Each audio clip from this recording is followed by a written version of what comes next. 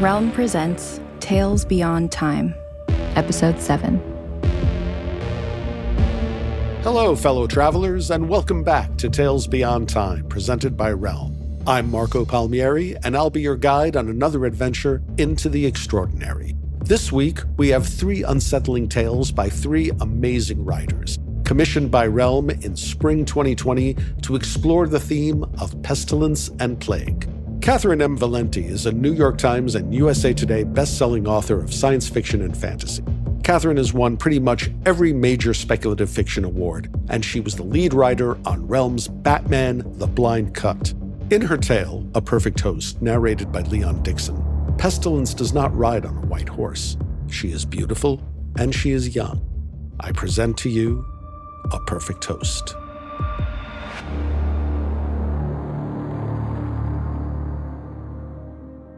She is not what you think.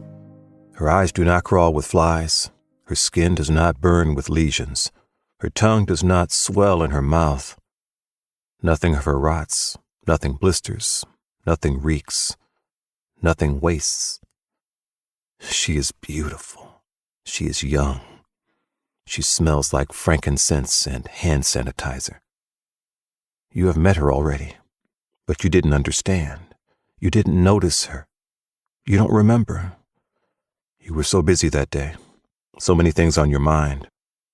But she noticed you. She notices everything, remembers everyone. She has apartments in a dozen cities, a daisy chain of identical and very particular rooms. Yes, she has that kind of money. She is that kind of money, a fiscal singularity beyond which it is nearly impossible to conceptualize life.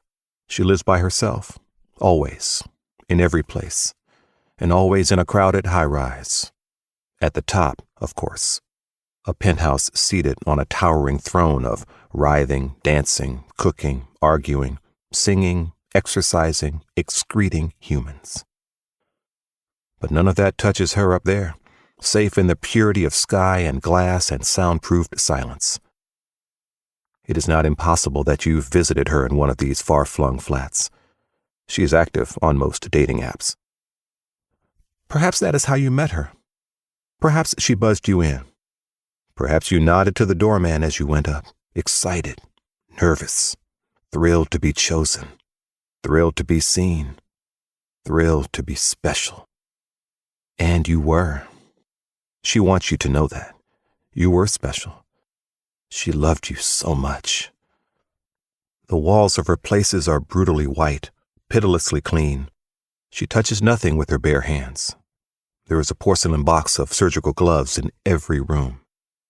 A tall, thin bottle of milky antibacterial soap perched over every sink, like a miniature crow with a dripping beak. Over every clean white mantel, in every clean white apartment, hangs a long white shelf containing dozens of small glass vials with rubber stoppers, neatly labeled. A place of honor, where most people keep family portraits. The bottles read, juniper, rose, peppermint, clove, myrrh, camphor, ambergris, poppy, styrax. Some have other less straightforward names. Revive, inspire, welcome, immune, bliss, pure wellness. The essential oils floating inside are the only colors anywhere. A stainless steel slimline temperature-controlled wine cellar dominates the kitchen. Inside she keeps bottles of bleach. The recessed mood lighting in her ceiling is a blue star field of UV lights. But even under their punishing revelatory gaze, not one unseemly splatter shines. A few carefully chosen pieces hang in her apartments. Minimalist portraits, a bat hanging in a white wood, a scaled pangolin tucked into a perfect Fibonacci curl, a pale mouse in a pale field. They don't seem like much to you as you pass by on the way to the bedroom, but you cannot begin to imagine what they cost. She is a profound patron of the arts. All her life, she has quietly sponsored playwrights, musicians, painters, novelists, sculptors, She does not discriminate, and she asks for no credit. She is happy to help, happy just to stand near to genius, exhilarated to spark exquisite and fragile works, to shepherd them into this world. Some have tried to paint her. She prefers they do not, just as no one ever likes the way they look in photographs or thinks they sound right when they hear their voices recorded. She does not recognize herself in all their long bones and wings and arrows like teeth. At night, when no one can see her, when no one even knows she is home, she watches television from a cold chair of antimicrobial copper. She wears a white N95 ventilator mask and a white silk dress and a clear plastic hazmat hood. She enjoys Friends. A silver laptop rests on her lap. She types idly. She moderates several online groups for homeopathy, faith healing, radical toxin cleanses, mothers against vaccination. She does not like to let the post queues get too backed up. The lights of the screen move on her skin. The lights of the city outside slowly go out, street by street. She is so lovely, long and thin with a belly like a cold steel slab. Her hair is the color of a dark hallway leading nowhere. Her eyes are the color of acute cyanosis. Every movement of her limbs looks like an invitation. And it is. If she allows you to touch her, she won't make you use a condom. So unnecessary when all she wants is to connect. She finds you fascinating. Everything about you, down to the smallest cell. She wants to be with you completely as it is possible to interlace with a person. She wants to disappear into you. But she will keep her mask on the whole time. She will not be gone in the morning. That's not her way. Once she's chosen you, she will never leave you. You will have woken to the sound of her in the shower. The steam so hot it scalds the tip of your nose when you peek in, scraping her skin until it is clean, and then until it is red. She possesses a capacity for faithfulness beyond comprehension. Even if you walk out now, into the elevator and down into the marble lobby, past the doorman and into this or that nameless city, she will remain a part of you forever, as deep as blood. But perhaps you didn't meet her that way. No, not that way, not you. You might have passed her in the street, hurrying to work, hurrying to mimosas and crepes, hurrying to the gym. Your breath, her breath, frosting in the morning air, mingling whiteness, merging. You might have just missed seeing her on a transcontinental flight last spring. She waited patiently, a few people behind you in passport control, hoping you would turn your head toward her even for a moment. Her breath cool by the time it brushed the back of your neck. You might have served her in a cafe that serves the best brandy Alexanders in the city. The heat of her mouth print pulsing slick on the empty glass once she's slipped away like a last chance. She always tips well. She can afford it. It's the least she can do. Or you might have gone to one of her parties. Parties? Surely not this girl, with the soap bottles and the bleach wine and the rubber gloves and that white mask like a mouth from another world. Surely she hates crowds. The noise, the grime, the smell, the closeness. But she is not what you think. She adores company. She absolutely craves it. She hates to be alone. Sometimes she goes out into the open-air markets at night. No one notices her. She isn't hungry. She doesn't need anything. She just wants to be close to people, to feel them press against her, to feel what they feel. She walks the stalls, her long, pale fingers hardly even grazing the exotic meats that hang in row after glistening row. Just being, just breathing. But she always wants more than those little barter pits can offer. Her loneliness burns her hollow. She isn't what you thought. She's lonely, just like you. But doesn't she have anyone? Doesn't she have family? Oh, yes. She comes from old money. She has siblings. They get along, she supposes. They're successful at what they do. They keep in touch, but they've never been able to give her what she needs. They just have very different interests, separate lives. Even so, she always invites them to her parties. She waits by the door every time like a puppy, hoping. But they won't come. Not yet, anyway. Her affairs light up the map. Seattle, Milan, Hong Kong, New York, Paris, Tehran. Every town's hottest ticket. Hundreds of people, thousands if she can manage it, glittering with sweat and tears and beauty, packed in tight so she can feel the press of their bodies against hers as she moves through the crowd, dancing, writhing, feverish, breathless.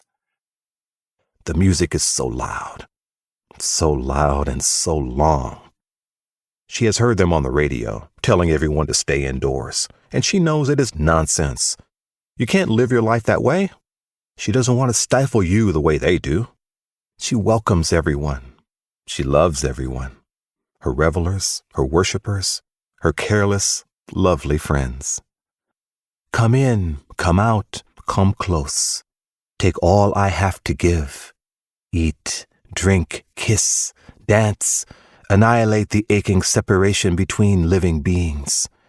Shout to be heard over the gorgeous din. Whisper so close your words fall into open ears like wet, frothing champagne.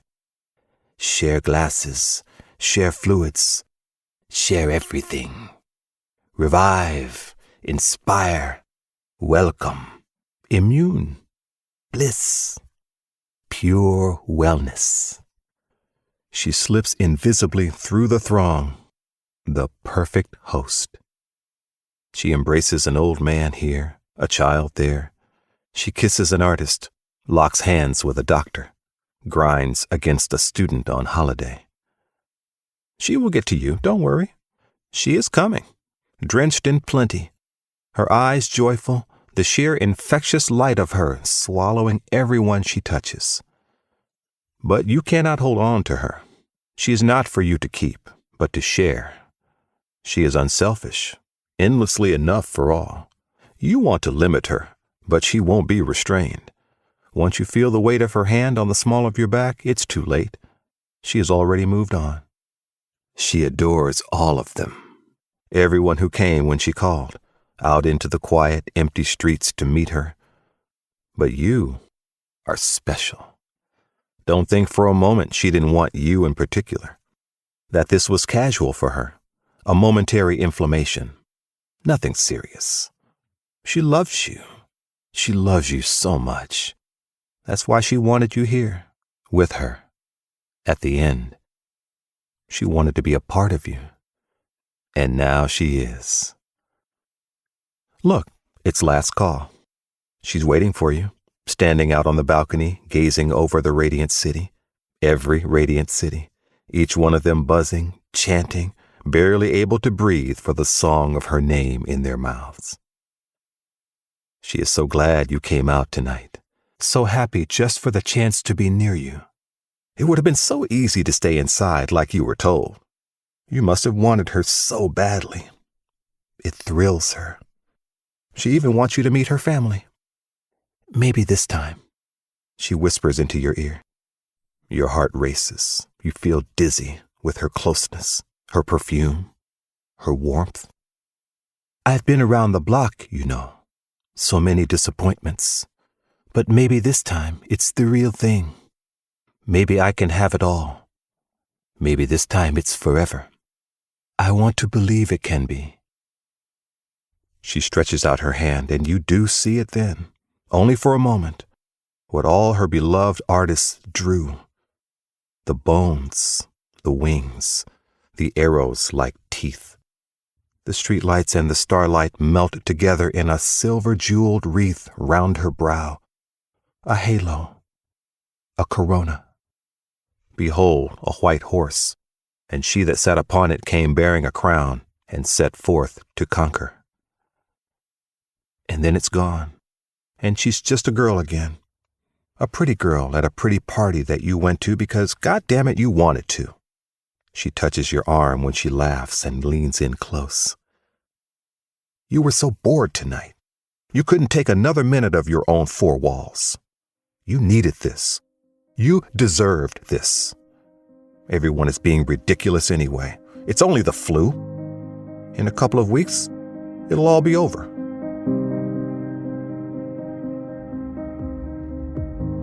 Chilling horror and beautiful prose. I ask you, is there a better combination?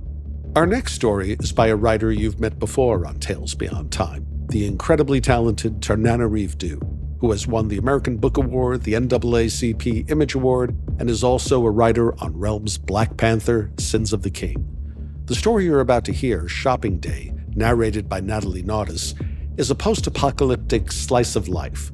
A mother tells her daughter that if she's not back by 6 o'clock, her daughter knows what to do. Please enjoy Shopping Day.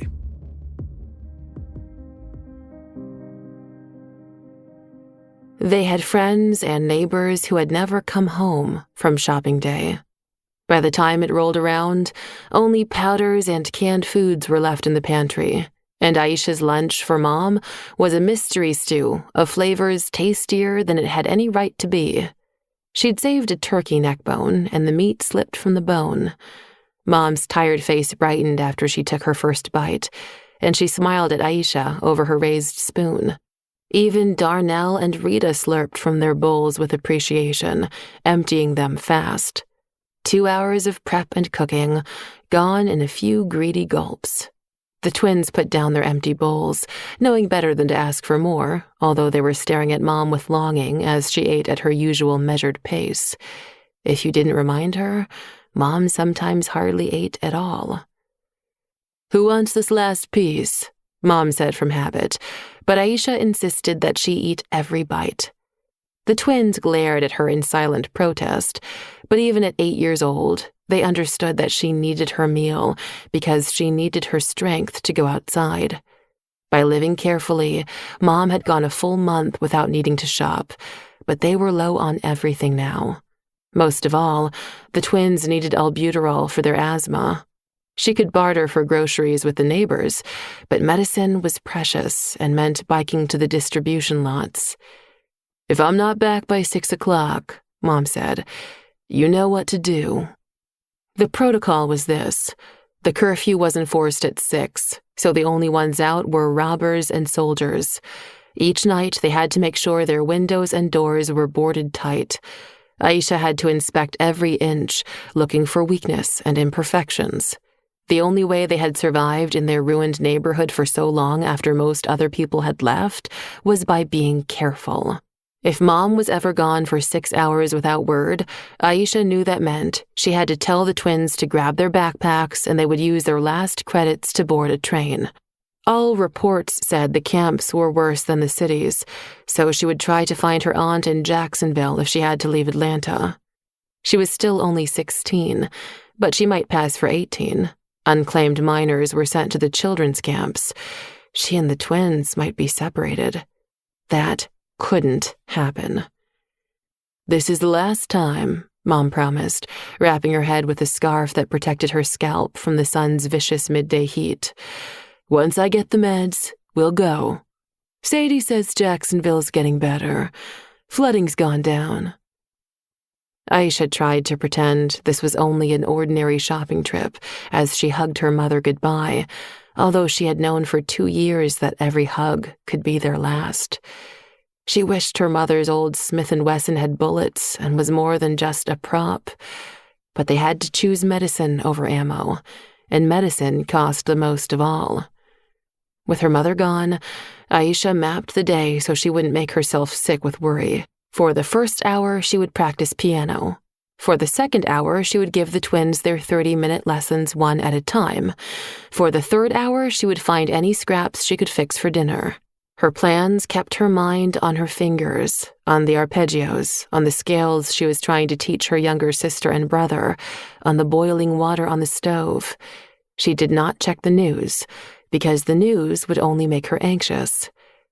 "Only if Mom is late," she told herself. "I'll only check then." Up until the instant the digital clock changed from 5:49 to 5:50, Aisha expected her to come panting through the door.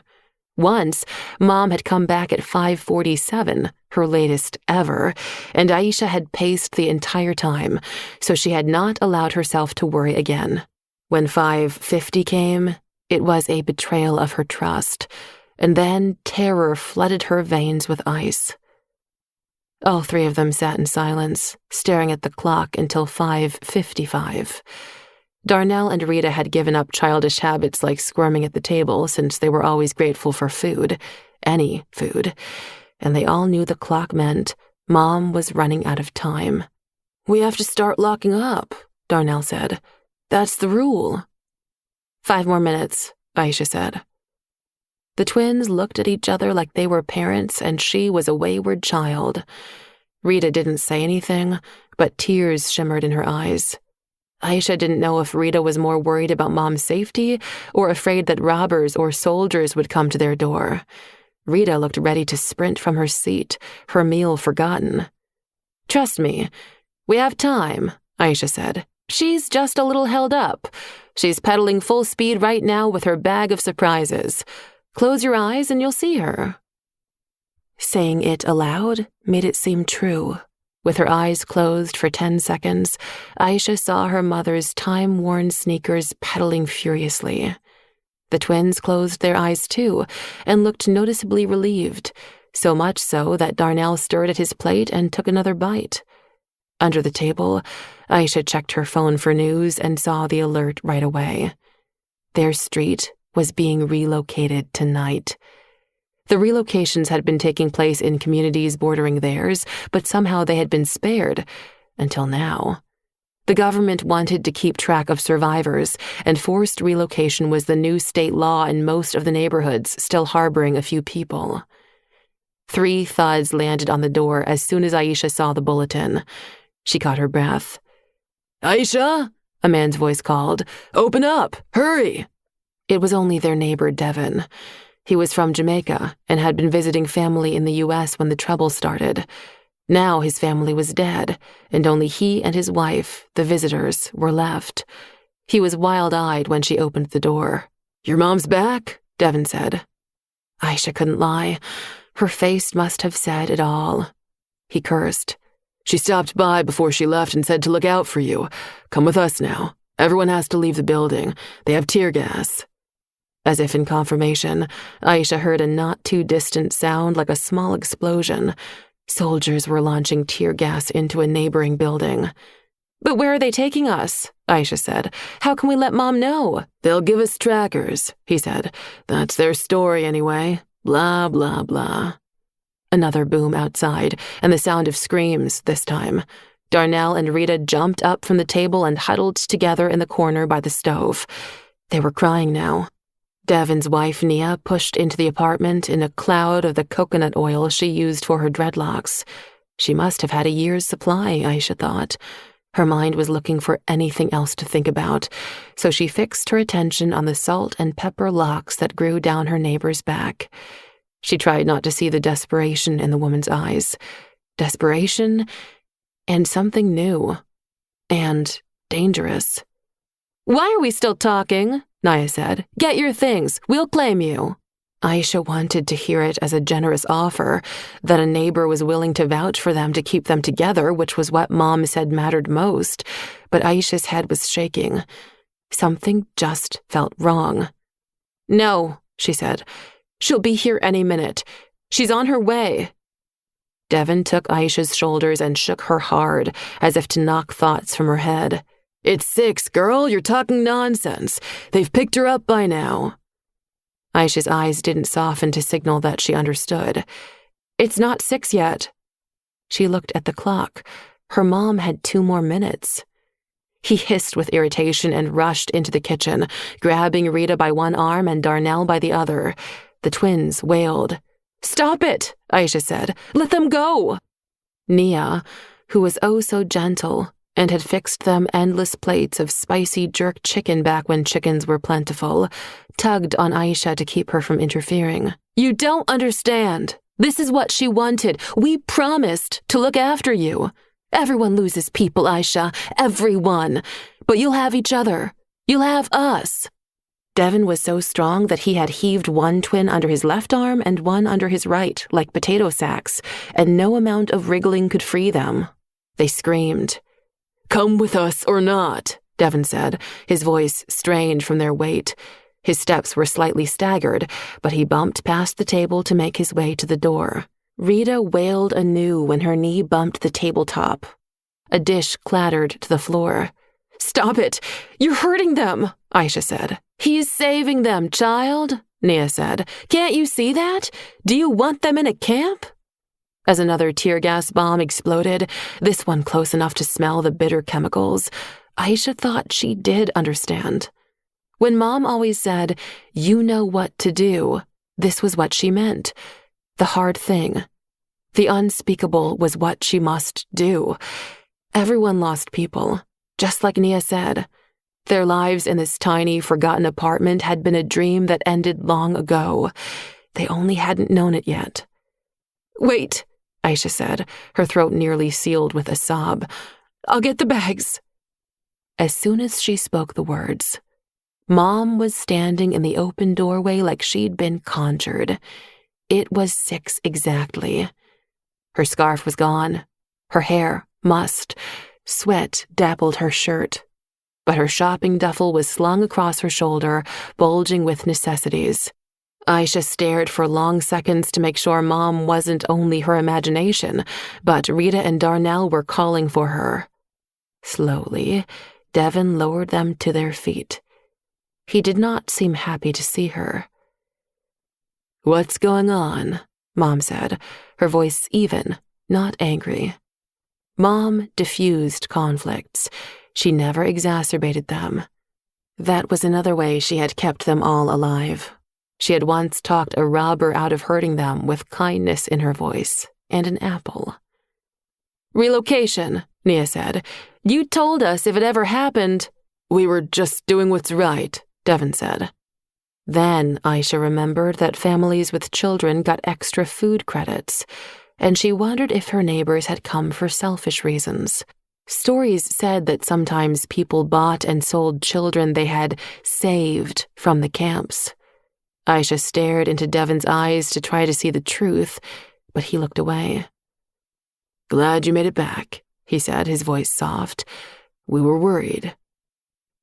Mom might have been wondering the same thing about their motives, but she always hid her worries behind a smile. "Thank you," she said. When they didn't leave immediately, Mom repeated herself. "Thank you so much." Devin and Nia looked at each other, as if trying to reach a decision. Then Devin took a step toward the door. "Of course," he said. "Neighbors look out for neighbors." As soon as they were gone, the door shut and locked tight behind them. They all hugged Mom and could smell her visit outside, the sweat on her skin and smoke in her hair. They hugged so tightly that they could feel each other's hearts beating in their breasts. "The inhalers?" Rita said. Her wheezing was more obvious in her voice now that she'd had so much excitement. "Yes, I got everything. Now you grab your bags," Mom said. She lowered herself to eye level to talk to the twins, in a voice as if she were about to tell a grand fairy tale, with a pose on one knee that Aisha thought she might remember most of her mother for the rest of her life. "We're together now," Mom said. "Let's see what's next." As always, Mom pretended to smile. Tananarive is amazing, isn't she? Always a treat. But we're not done yet, fellow travelers. I have one more chilling tale to share with you. Usman T. Malik is an acclaimed speculative fiction writer from Pakistan. He's won the Bram Stoker Award for short fiction and the British Fantasy Award, and he has also been a 2-time finalist for the Nebula. His story, Lady Cataract Comes to the Mosque, also narrated by Natalie Naudus, brings us a more mystical plague, with children lucid dreaming through the apocalypse. Without further ado, I give you Lady Cataract Comes to the Mosque. At dusk, Father switches the sun off. The skylights turn a deep blue, Night glides across the walls like a curtain. In the sleep niches of the mosque, the dozen hunker down to dream, well before Lady Cataract's arrival. Bina is the first to hit lucidity. In her dream, she mazes through the alleys of Lahore, except this is the Lahore of the Mughals, the kidney-shaped 16th century city defined by the curve of the Ravi, a living, thriving metropolis filled with Bina's wards running around screaming in wonder. So many treasures, so many delights. Shahi tukre, gol gape, pakore samose, ras malai, gulab jamun. The carts are bursting with sweets. Paper kites zip and butterfly across the sky. A teenage couple strolls under a Mughal arch glowing in neon. What else is real in the world, my love, except for your eyes? A half-naked man with gleaming muscles stands in the middle of a street and gestures at his wicker basket. A snake noses its way out, turns into a rope, and wriggles up into the sky. The snake charmer climbs up the rope and hangs from it by the fingertips of one hand. "Come one, come all, come listen to the most marvelous story, my loves," he cries. Inexorably, the children form a circle around the storyteller. Bina REMs the dream around until she stands at Ravi's east bank by the towering structure that is Prince Kamran's 12-doored pavilion. The river has not yet dried. Its young silver belly coils around the walled city like a serpent, and a bridge of boats, hundreds of them, many-colored, lies drifting across it, the only access to Khizri Gate. Bina digs her heels into sand she has magicked into form so many times, and waits. Ramesh loves Mouse Town. He always has. He loves the downtown, understated he has told so many, with its mix of modern and 19th century buildings, the Amway, Dr. Phillips. Ramesh skateboards on the sidewalk around Lake Eola, past Ralfonso's kinetic union sculpture with its 30 metal arms twirling gently in the wind, eternal dancers in each other's arms. Sunlight twinkles off the metal, and Ramesh is struck by a high-def memory. A new mother nursing a baby under a maple as swan boats pedal past. He is amazed by the love he feels for this hollow from centuries ago, but there isn't time to study. His wards pour into Lake Eola Park, laughing and pointing at the burst of color that is 100 balloons a man in a Mickey suit has let go. They rise like prayers into the sky. The cotton candy man trills his bell as he bicycles by. Mickey waves and turns his attention back to the children. "So, about the haunted castle, my dears," he says. "I'd like to visit the pyramids next time," Ramesh thinks. Yes, I'd like that. Pyramids in the 22nd century after the Big Pan. But a siren is rising in the east. Ramesh grits his teeth and stands tall.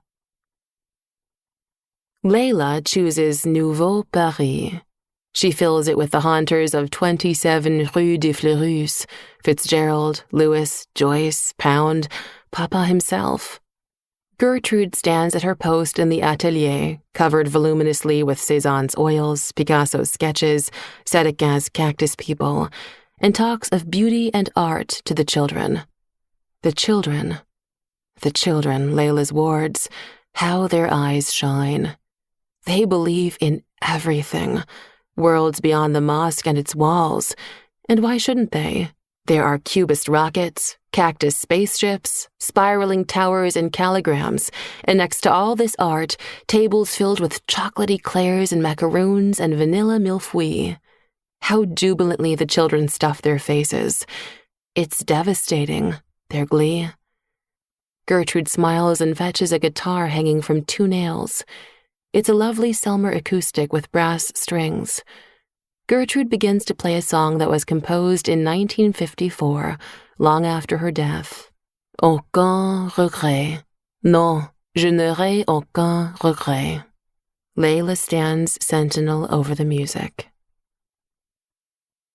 Deep beneath the Mosque of lucid dreamers, in a vast chamber, Mother sits at the head of the cryo-coffins.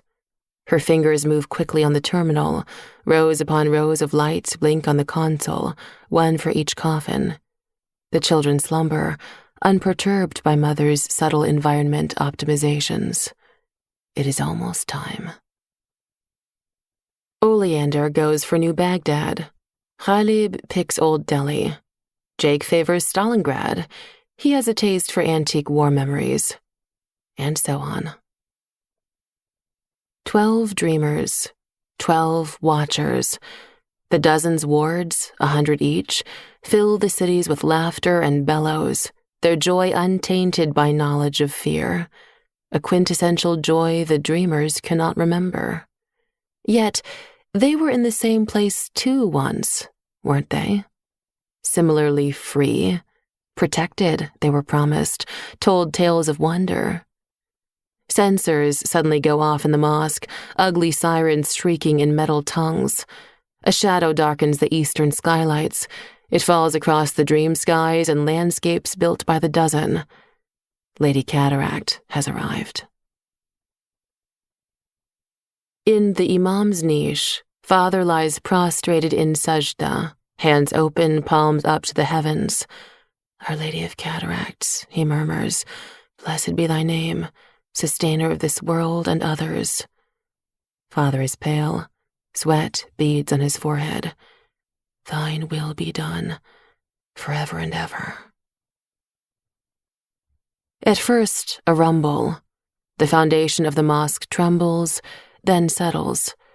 The sirens fall dead, leaving a silence punctuated by clicks and console noise.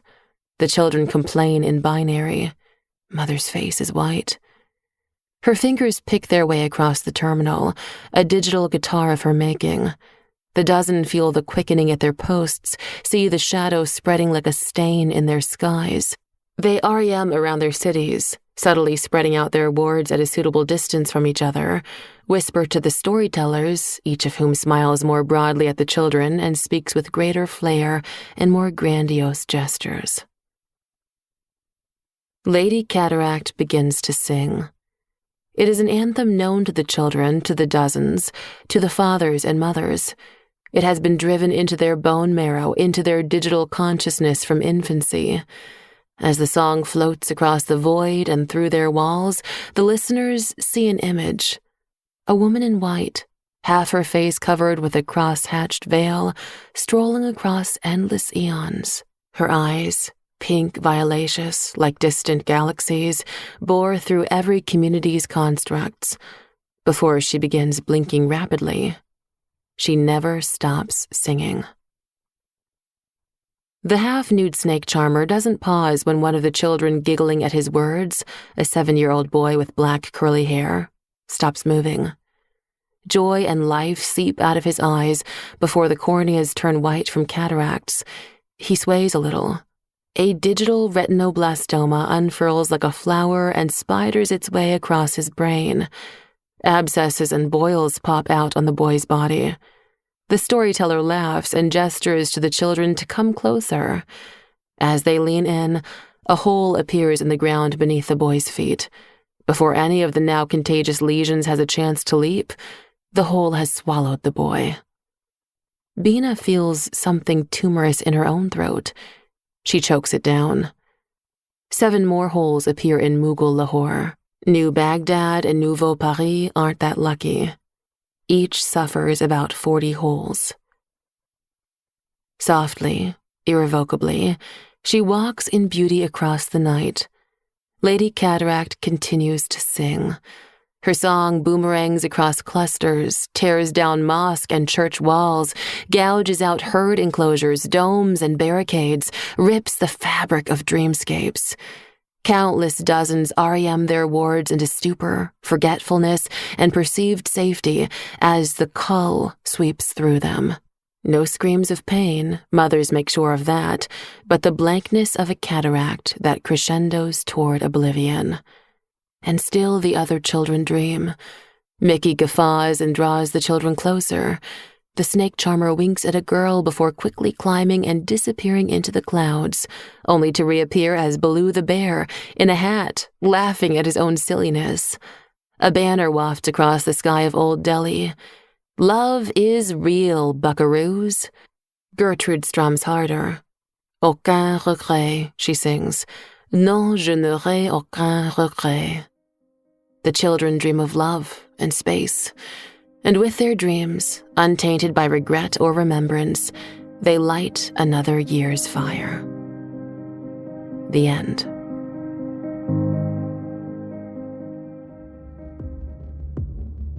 That story gives me chills every time.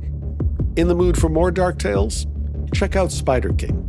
After taking the rap for a crime he didn't commit, an incarcerated black man makes a dangerous bargain to earn his freedom. Or maybe try If I Go Missing, the Witches Did It.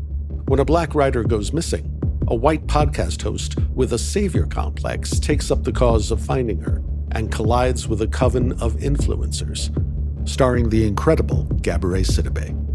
Both shows are out now and available wherever you get your podcasts. Until next time, whatever dimension you're in, safe travels. You're listening to Tales Beyond Time, created and produced by Realm, your portal to another world. Listen away.